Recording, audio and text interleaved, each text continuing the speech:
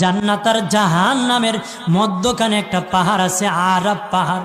কোরআনে একটা সূরা আছে সূরাতুল আরাফ। বাবাজি তাদেরকে বলা হবে আরাফবাসী।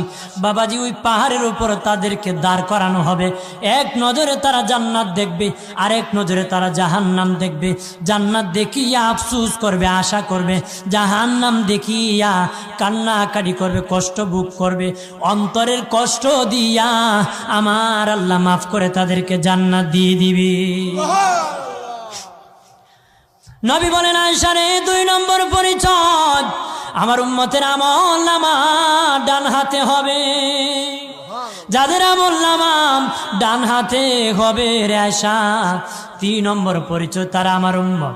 3 নম্বর পরিচয়, আমার উম্মতের মধ্যে অনেক শিশু বাচ্চারা ইন্তিকাল হয়েছে, ছোট্ট ছোট্ট বাচ্চারা ইন্তিকাল হয়েছে, তারা মরে গিয়েছে। হাসরের যেদিন কায়েম